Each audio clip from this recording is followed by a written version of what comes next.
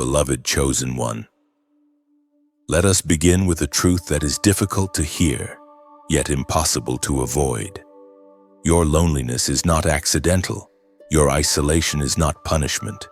Your sense of being misunderstood, even by those closest to you, is not a sign that something is wrong with you. It is evidence that something different is happening within you. Divine calling often begins where comfort ends, and the first mark of that calling is separation.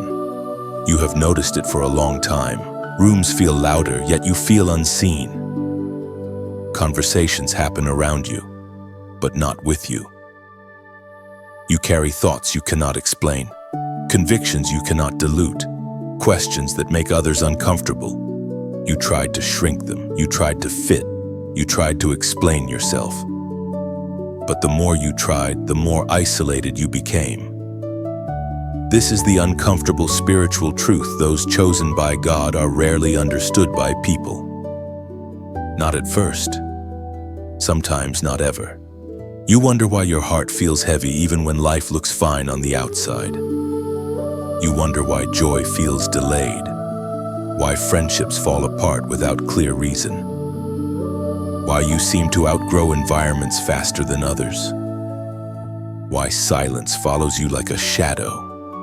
Hear this carefully. God often removes noise before he releases instruction. He pulls you away before he sends you forward. Loneliness is not the absence of love. It is the space where divine identity is forged.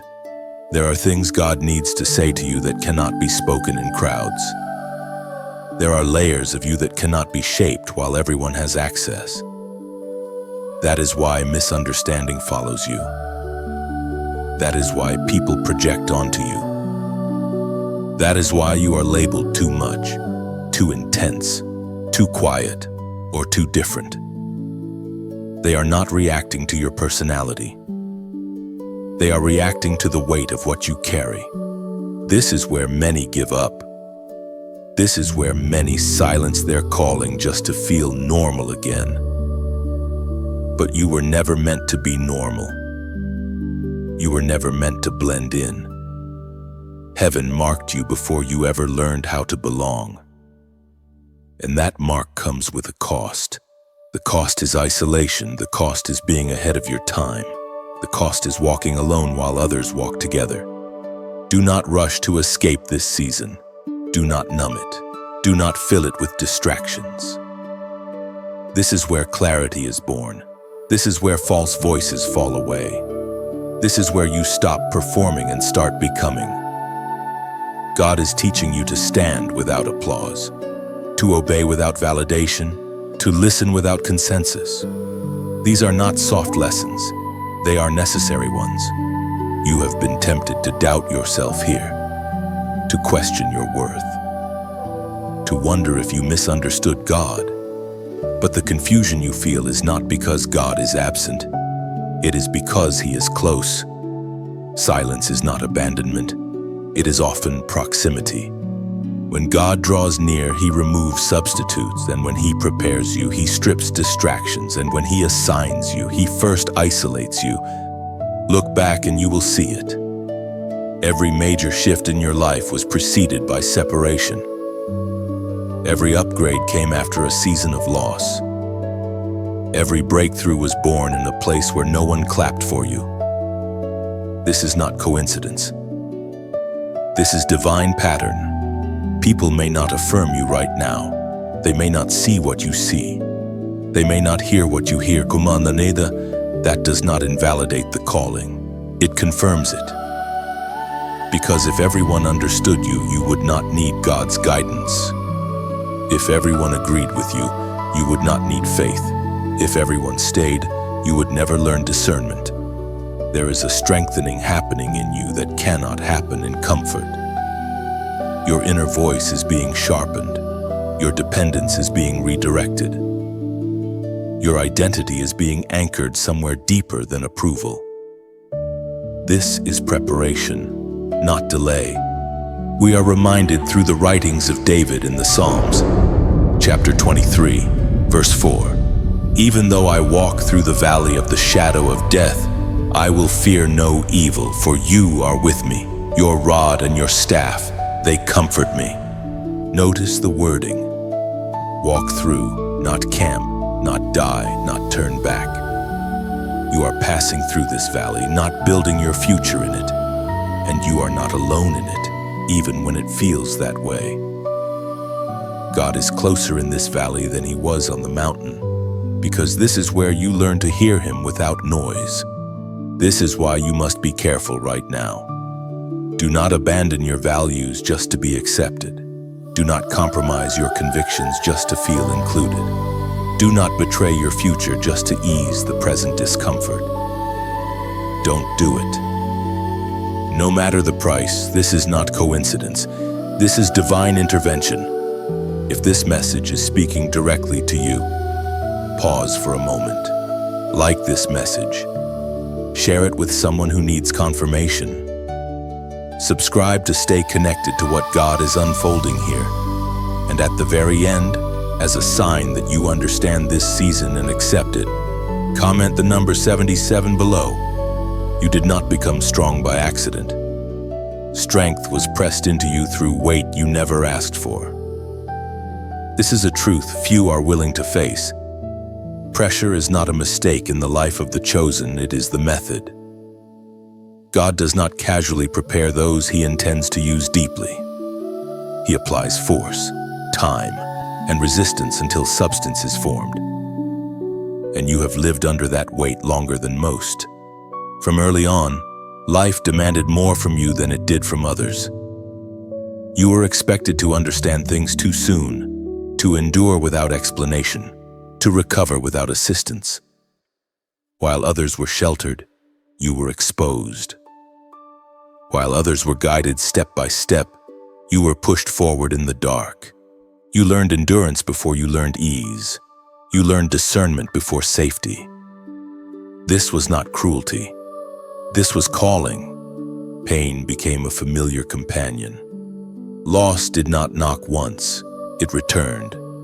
Rejection found you even when you did nothing wrong. Misunderstanding followed you like a shadow. And in the quiet moments, you questioned why your path felt heavier, why your heart carried more ache than answers. But heaven was not absent in those moments. Heaven was engraving something into you. God does not entrust fragile assignments to untested vessels. What you survived was shaping your capacity.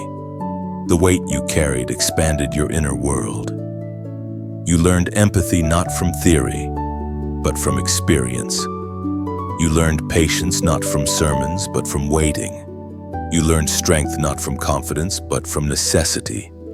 You were built where no one was watching. Your tears were unseen. Your prayers were not poetic.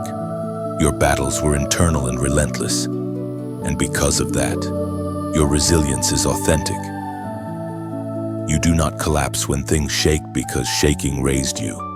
You do not panic when clarity delays because uncertainty trained you. This is what it means to be marked. It means you carry stories you do not share, wisdom you did not seek, depth you did not choose. Others may wonder how you remain standing after everything you endured. They do not know that survival became your classroom. Chosen ones often unsettle others because depth exposes shallowness. You notice what others ignore. You sense what others dismiss. You read the room beneath the words. And because of this, people mislabel you. They call you distant when you are discerning. They call you intense when you are awake. They call you guarded when you are simply protecting what God refined in you. There were seasons when it seemed like obedience led nowhere, when prayers echoed back unanswered, when faith felt costly and results invisible. Those seasons were not empty. They were rooting seasons. God was anchoring you so deeply that when elevation comes, you will not be uprooted by applause, success, or pressure. Promotion without preparation ruins many. God refused to let that happen to you. Pain introduced you to God in ways comfort never could. You encountered Him not in excess, but in need, not in celebration, but in survival. And that kind of relationship does not disappear when circumstances improve. It becomes permanent. You may have noticed that hardship sharpened your awareness. You sense danger early. You feel shifts before they manifest. You discern motives without needing explanations. That is not suspicion. That is training. God refines His watchful ones through exposure. He teaches His messengers through endurance. Do not resent the process that shaped you. Do not downplay the storms you endured. Heaven recorded every night you thought you would not make it. Every moment you stayed gentle in environments that tried to harden you. Every time you chose integrity over ease, that history now speaks on your behalf. There is a reason you cannot return to shallow living. A reason superficial conversations exhaust you. A reason your soul craves meaning, truth, and depth. You have been through too much to live lightly. Pressure expanded you so you could carry what is next without breaking, as was spoken in the sacred texts of old. In the book of Isaiah, chapter 43, verse 2, when you pass through the waters, I will be with you, and when you pass through the rivers, they will not sweep over you. When you walk through the fire, you will not be burned. The flames will not set you ablaze. Notice the promise does not say you will avoid the waters or the fire. It says you will pass through them. Survival was always part of the design. God knew the intensity of what you would face, and He built endurance into you accordingly. You are not delayed. You are not defective. You are not behind. You are reinforced. Forged things do not look polished at first. They look weathered, marked, proven, but they endure pressure without shattering. What hurt you did not disqualify you. It clarified you. It removed illusions. It severed unhealthy attachments. It trained you to obey without clarity and trust without control. That is not loss. That is preparation. And now, even if you do not fully see it yet, you carry authority, not because you demanded it, but because you survived what should have silenced you. Heaven entrusts influence to those who have known darkness and still choose light. Heaven sends those who endured pain without becoming bitter. You are marked, and the very pressure that shaped you will soon validate the assignment placed on your life. You are now standing at a threshold where awareness must turn into action. Knowing you are chosen is no longer enough. Understanding your pain was preparation is no longer sufficient. There comes a moment in every divine journey when heaven stops explaining and starts instructing. This is that moment. And the instruction is simple but not easy. Cut away what slows you down. Not everything in your life is evil. Not everything is sinful, but not everything is assigned.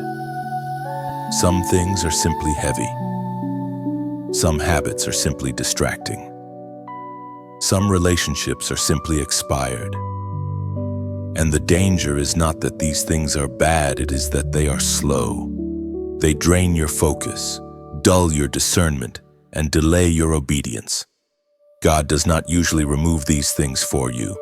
He reveals them to you, then He waits. Because obedience that is forced does not produce authority. You must choose alignment. You must choose clarity. You must choose to let go. This is where many chosen ones hesitate, because cutting off does not always look dramatic. Sometimes it looks like stopping conversations that go nowhere. Sometimes it looks like ending cycles that feel familiar but fruitless. Sometimes it looks like stepping back from people who only knew an older version of you. And sometimes it looks like confronting internal patterns, overthinking, procrastination, self-doubt that quietly sabotage momentum. Ask yourself honestly what consistently leaves you drained instead of sharpened. What keeps you busy but not effective? What comforts you but does not grow you? These are not neutral questions. They are diagnostic. Heaven is pointing at areas of unnecessary weight. You cannot carry destiny and distraction at the same time. You cannot run with precision while dragging emotional baggage. You cannot hear God clearly while constantly negotiating with noise. Delay is not always rebellion. Sometimes it is attachment. This is why discipline becomes sacred at this stage, not punishment discipline. The intentional structuring of your life around what matters most. Guarding your time, curating your inputs, limiting access to your inner world, choosing silence over stimulation, choosing depth over dopamine. These are not extreme choices, they are required ones. Pay attention to resistance. The things you feel most reluctant to release are often the very things slowing you the most. Comfort argues for itself. Familiarity pleads its case, but growth rarely feels convenient. If it did, everyone would obey. There is also grief here. Cutting off means accepting that some seasons are over. Some versions of you are finished. Some doors will not reopen, and that grief is real. Do not spiritualize it away. Feel it, then move forward anyway. Obedience does not mean numbness. It means priority. You are not being asked to isolate forever. You are being asked to refine. God is teaching you to travel light, to move without excess, to walk without dragging yesterday into tomorrow. Because where you are going requires speed, clarity, and endurance. This is also about internal obedience. Cutting off mental loops that keep you stuck, breaking agreement with lies you rehearsed for years, refusing to replay old failures as if they are prophecies. You cannot keep entertaining thoughts that God has already contradicted. Discipline your mind or it will discipline your future. Momentum is spiritual. When you obey quickly, clarity increases. When you delay, confusion multiplies. This is why small acts of obedience matter.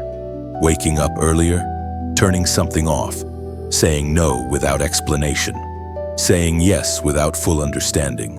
These are not random actions. They are alignment practices. The ancient words recorded in Hebrews chapter 12, Verse 1 still echo today.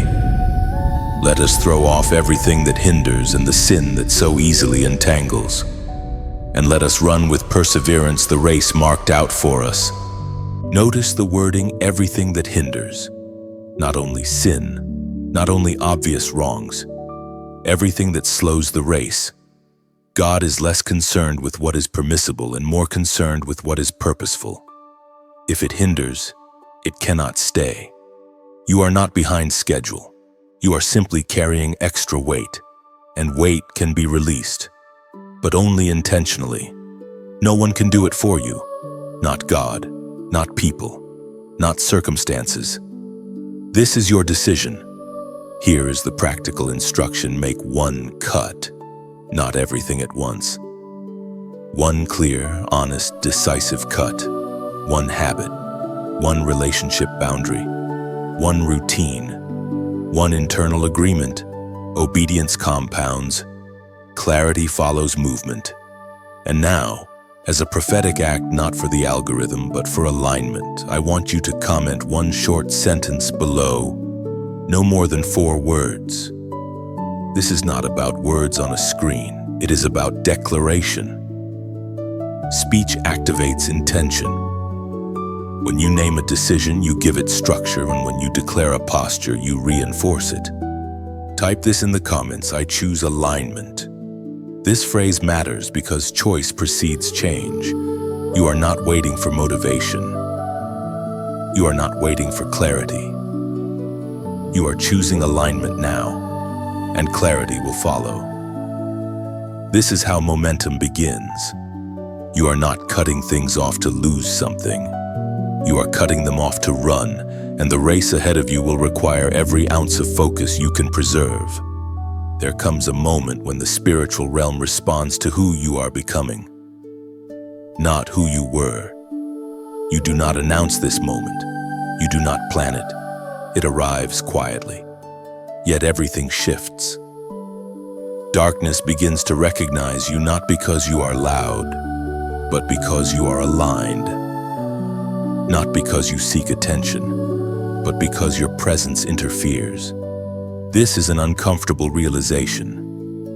Resistance increases when purpose clarifies. Some of what you have been facing lately is not random frustration, bad luck, or emotional instability. It is reaction. When you start cutting off distractions, when you stop negotiating with delay, when you choose alignment over comfort, your spiritual signal changes, and unseen systems respond to signals. You may have felt it. A sudden increase in opposition, misunderstandings intensifying, old temptations resurfacing with new urgency, fatigue that does not match your activity, distractions multiplying right when you decide to focus. This is not imagination. This is friction, and friction is proof of movement. Darkness does not fight what is stagnant. It studies what is advancing. You are entering a phase where neutrality is no longer an option. Your decisions carry weight now. Your obedience disrupts patterns. Your silence unsettles environments that once felt stable. This is why certain spaces no longer feel safe or welcoming. This is why you sense when you should leave, stop speaking, or change direction without needing an explanation. Spiritual maturity is not about seeing demons everywhere. It is about discernment, knowing when resistance is psychological, relational or spiritual, and responding without fear. Fear feeds what opposes you. Clarity starves it. Here is what you must understand. Darkness does not have authority over you. It only reacts to light it cannot control. And control is what it seeks, through distraction, through exhaustion, through emotional overwhelm, through subtle compromise, rarely through obvious attacks. This is why discipline matters so deeply now. Sleep becomes spiritual. Focus becomes spiritual. What you watch, listen to, tolerate, and rehearse internally all become battlegrounds, not because everything is evil, but because everything shapes sensitivity. You are being trained to recognize interference without panicking, to respond without reacting, to stay steady while pressure tries to provoke urgency. The goal of opposition is not always to stop you. Sometimes it is simply to rush you so you move without listening. Slow obedience defeats rushed fear. There is also a sobering truth here. Some people will distance themselves from you not because you changed toward darkness, but because you moved toward light. Your clarity exposes confusion. Your boundaries confront their lack of them. Your growth silently accuses their stagnation. This is not your responsibility to manage. Do not explain yourself excessively in this season. Do not defend what God has already confirmed. Explanation is often an attempt to gain permission. You no longer need permission to obey. At the same time, stay humble. Authority without humility becomes noise. Power without love becomes distortion. You are not called to fight everyone. You are called to stand firm. Stillness confuses what expects chaos. You may feel moments of fear rising, not terror, but hesitation. That does not mean you are weak. It means you are aware. Courage is not the absence of fear. It is obedience in its presence. Every step forward recalibrates the atmosphere around you. The apostle reminds us in his letter to the Corinthians, chapter 10, verse 4, the weapons we fight with are not the weapons of the world. On the contrary, they have divine power to demolish strongholds. Notice what this means. You are not fighting with force, volume or visibility. You fight with alignment, truth, consistency, and obedience. Strongholds collapse not when you shout at them, but when you stop feeding them. This is why your quiet choices matter more than dramatic declarations. Turning something off, walking away without confrontation, forgiving without reopening access, staying disciplined when no one is watching. These actions carry spiritual authority. And here is something important: you do not walk this path alone. Even if it feels solitary, you are not isolated. Others are waking up to the same call, the same clarity, the same narrowing of focus. You may not know them personally yet, but connection is forming through obedience, not proximity. That is why spaces like this matter, not as idols, not as substitutes for faith, but as reminders that you are not strange for hearing what you hear or feeling what you feel. If this message resonates, if it sharpens rather than entertains you, then you are in the right place at the right time. If you feel led, take a moment to like this message so it can reach others who are navigating this same tension. Share it with someone who has been feeling resistance without understanding why. And if you have not yet subscribed, consider doing so, not out of obligation, but as a way to stay connected to messages that prioritize depth over noise. This is not about number, it is about alignment, and aligned voices find each other. You are not under attack because you are weak. You are encountering resistance because you are effective. The pressure you feel is not a warning to retreat. It is confirmation to remain steady. Do not overcorrect. Do not withdraw into isolation out of fear. Do not become aggressive in defense. Stay clear. Stay grounded. Stay obedient. Light does not need to announce itself. It only needs to remain on. And as you continue forward, remember this: darkness recognizing you is not a threat. It is a sign that you are no longer invisible in the spirit. What once ignored you now monitors you. And what monitors you does so because it cannot stop what God has authorized. You are not walking blindly. You are walking watched by heaven, not just by opposition. And heaven does not lose track of those it sends. There is a decision placed before you now that cannot be delayed without consequence. Not because God is impatient, but because seasons expire. Opportunity windows close quietly. What you choose in this moment will not only affect what you receive next, it will determine what you carry forward. This is the weight of refusal versus the power of yes. Many believe rebellion looks loud, dramatic, defiant. But most rebellion is subtle. It looks like delay. It looks like partial obedience. It looks like agreeing with God internally while resisting Him practically. You do not argue with Him, you postpone Him.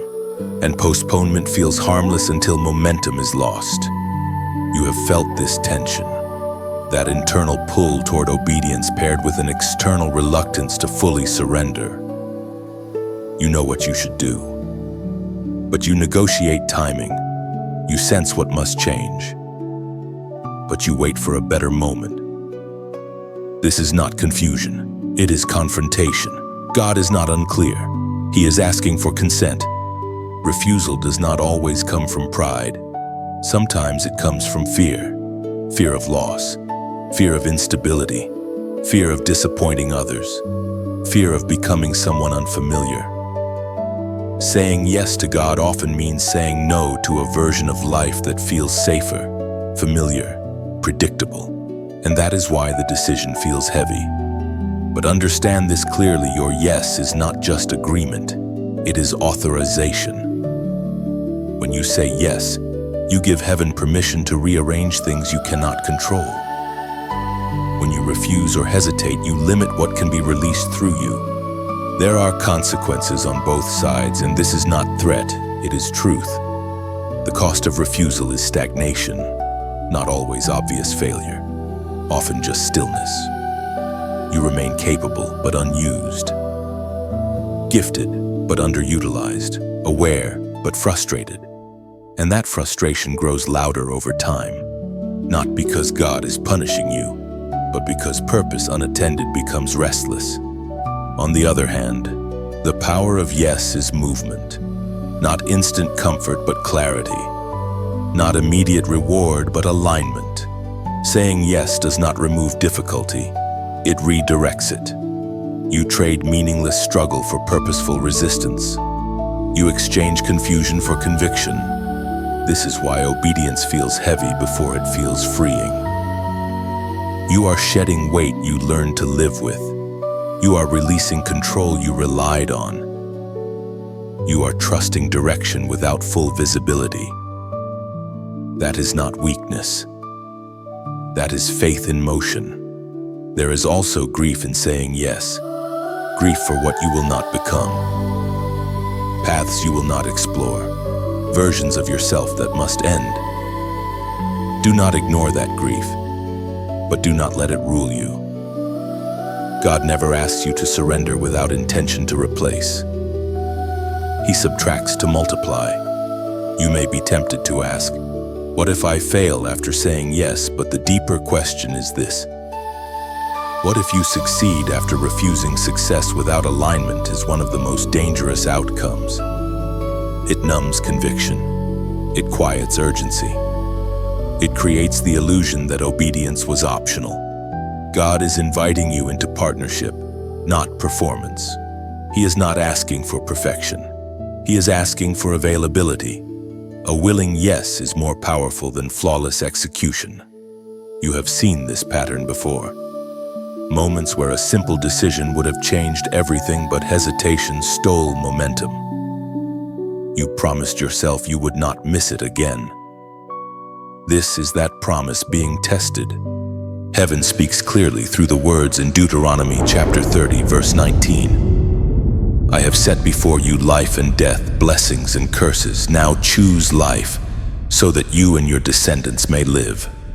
Notice the responsibility placed on the listener. Choose.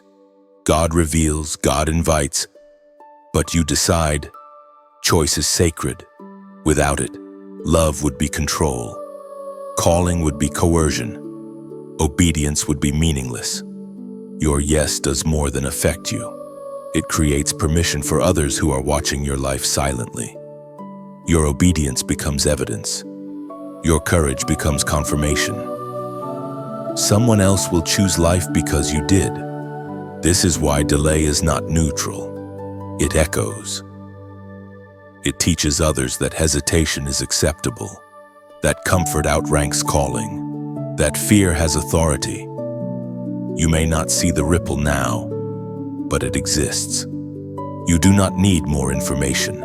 You need resolve. You do not need signs. You need surrender. God has already spoken clearly enough for obedience to begin. And here is the truth many avoid: you will never feel fully ready. Readiness is not a prerequisite for calling. Willingness is. Every major move of God began with people who felt inadequate but obedient. Say yes before you feel strong. Say yes before you feel certain. Say yes while your hands still shake. Strength comes after obedience, not before it. Now, as a prophetic act of decision, not superstition, but symbolism, I want you to comment a number below. This is not about the number itself. It is about marking a moment. When you name a decision, you create accountability. When you mark a moment, you anchor memory. Comment the number 888 below. This number represents new beginnings, forward motion, and alignment after delay. By commenting it, you are not signaling perfection. You are signaling consent. You are saying, I choose life. I choose movement. I choose yes. Do not overthink it. Obedience rarely waits for comfort. It responds to clarity. The power of your yes is already stirring. All that remains is your agreement. There is a level of obedience that does not make sense, cannot be explained, and will never be applauded by the crowd. It is the obedience that proves trust beyond words. This is where crowns are not promised, they are confirmed. And this level is revealed with painful clarity in the story of Abraham and Isaac. Abraham had already waited longer than most would endure. Years of promise without fulfillment. Decades of walking with God while holding an empty future. He obeyed when God told him to leave his homeland. He obeyed when the path was uncertain. He obeyed when the promise seemed delayed beyond reason. And then, at the impossible moment, Isaac was born, the long-awaited son, the laughter of fulfillment, the visible proof that God keeps his word. Isaac was not just Abraham's child. He was the evidence of obedience, the future made flesh, the dream realized. Every promise Abraham carried was now embodied in this one life. And then God spoke again. This time, the instruction was not progressive. It was not logical. It did not build toward comfort. It cut directly against everything Abraham believed God had promised. God asked Abraham to offer Isaac. This is where many misunderstand the story. God was not testing Abraham's morality. He was testing Abraham's priority. The question was never, "Will you kill your son?" The question was, "Do you trust me more than the promise I gave you?" This is the highest level of obedience, when God asks for the very thing he gave you. When he asks you to release what validates your faith. When he asks you to place on the altar what proves you were right to wait. Abraham did not argue. He did not delay. He did not ask for clarification. Scripture says he rose early. Obedience did not wait for emotional resolution. He prepared the wood, took the fire, and walked up the mountain with the son he loved.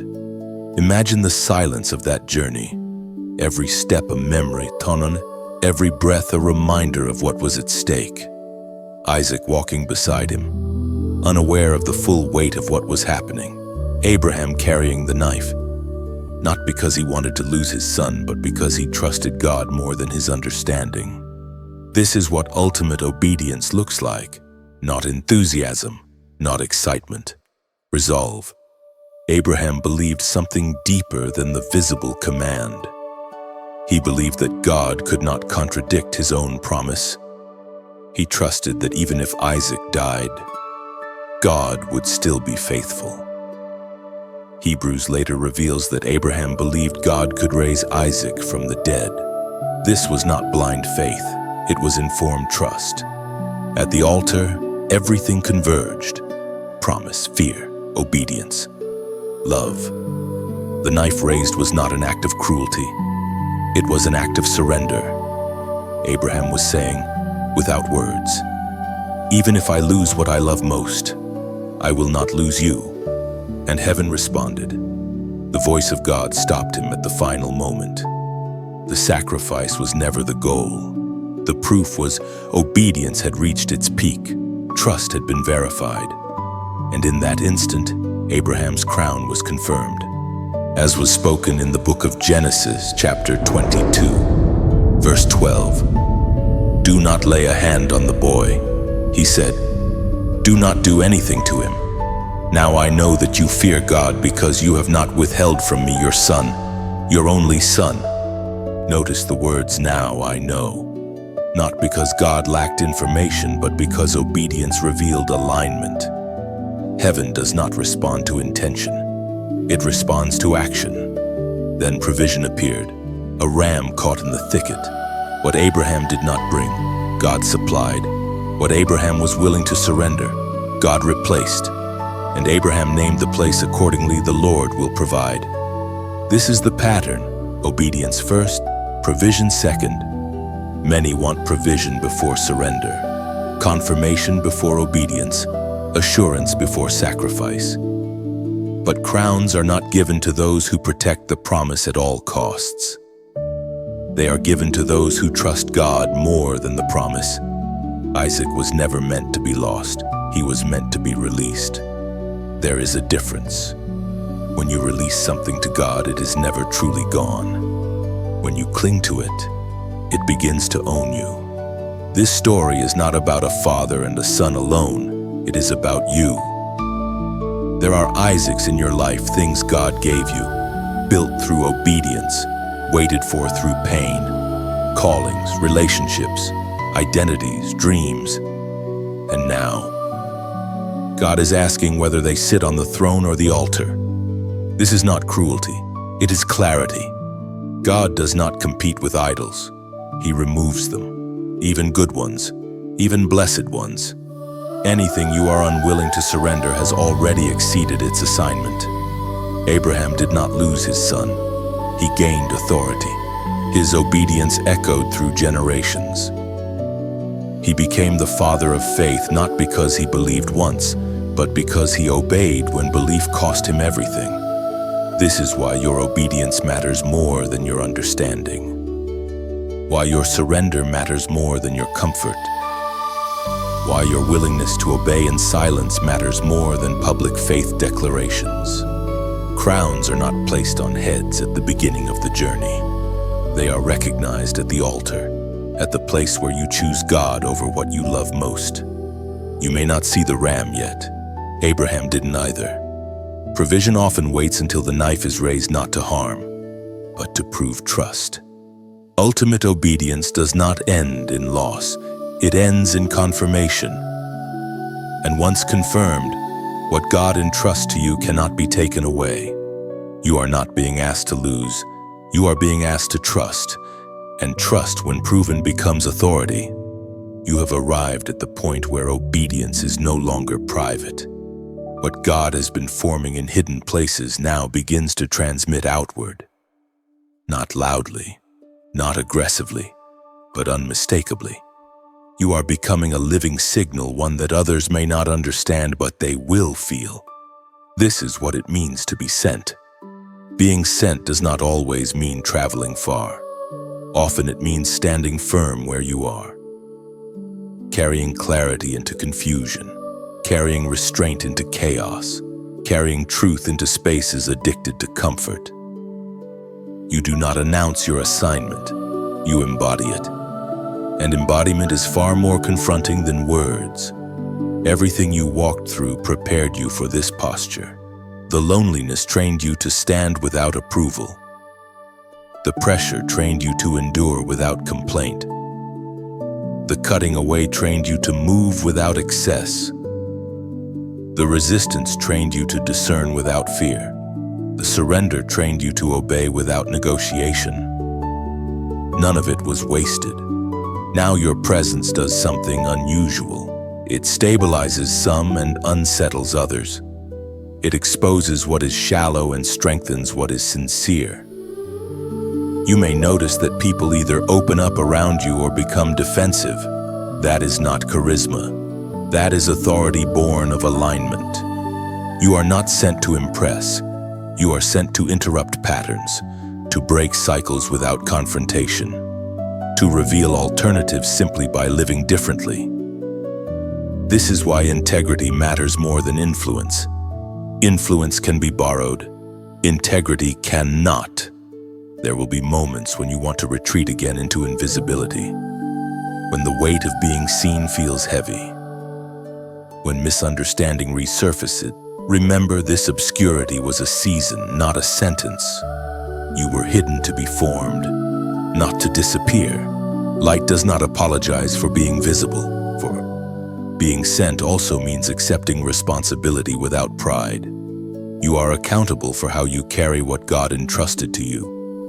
Not perfection, but stewardship, guarding your heart, protecting your clarity, refusing to let bitterness creep in, staying teachable even when others look to you for answers. This is where many fall. They mistake authority for a rival. They stop listening. They stop refining. They stop obeying in small things. But you must remember, the same obedience that brought you here is the obedience that will keep you here. Stay slow enough to listen. Stay humble enough to correct. Stay grounded enough to rest. Burnout is not a badge of faith. Exhaustion is not evidence of obedience. God sends those who know how to remain, not just how to move. You are also learning discernment in speech. When to speak, when to remain silent, when to plant, when to walk away. Silence will sometimes do more work than explanation. Not everyone deserves access to your process. Not everyone needs clarity at the same time. Do not be surprised if your circle remains small. God often trusts weight to few. Breadth comes later. If needed, depth comes first. Always. The ancient words recorded in the book of Matthew, chapter 5, verse 14 still speak with precision. You are the light of the world. A city set on a hill cannot be hidden. Notice this is not a command. It is a declaration. You are the light. Not you might become. Not if conditions are perfect. You already are. And light does not strive. It shines by nature. Being sent does not mean being loud. It means being consistent. Showing up with integrity when no one is watching. Choosing truth when shortcuts are available. Loving without attachment. Serving without identity loss. These quiet decisions broadcast farther than you realize. And yes, there will be resistance again, but now you recognize it. It no longer confuses you. You no longer personalize it. Resistance has lost its voice because you have learned to listen elsewhere. As this journey continues, spaces like this matter not as replacements for God, but as confirmations that you are not alone in this path. If these words sharpen you, steady you, or remind you of what you already sensed, then allow them to remain part of your rhythm. A gentle like helps this message reach others quietly searching. Sharing it may answer a question someone has been afraid to ask. And subscribing is simply a way of staying connected to depth in a world that often rewards noise. There is no pressure here, only alignment. You are not chasing purpose anymore. You are carrying it. And what you carry will call others forward not by force, but by resonance. Stay obedient, stay clear, stay humble. The signal you carry is alive. Take a moment here. Do not rush past this ending. What you have just heard is not meant to close a door, it is meant to leave one open. Not everything needs a full stop. Some things are meant to linger, to echo, to walk with you after the sound fades. You are not being pushed into a reaction. There is no demand placed on you, only an invitation to notice what is already stirring inside. Sometimes the most powerful shifts do not come with fireworks. They come quietly, like recognition. Like something inside you nodding and saying, yes, this is familiar. You do not have to decide everything now. You do not have to change everything tonight. Awareness itself is movement. Clarity itself is progress. What matters is that you do not unhear what resonated. That you do not rush back into noise just to avoid the weight of truth. If parts of this message felt like they were speaking directly to you, let that sit. Let it work on you in its own time. Truth does not expire. What is meant for you will return to you again and again until it is lived. And if you feel nothing at all, that is okay too. Not every seed breaks ground immediately. Some wait for the right season. There is no pressure here, no obligation.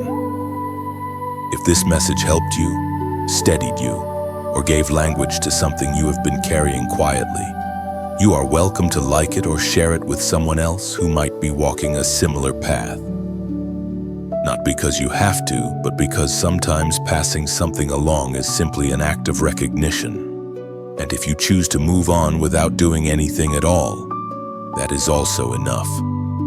What matters most is what happens after this moment, not what you do with this screen. Walk slowly. Listen carefully. Pay attention to what no longer fits and what quietly calls you forward. You are allowed to take your time. You are allowed to grow without announcing it. This ending does not conclude your story. It simply steps aside and lets you continue it. Where you go from here is still unfolding.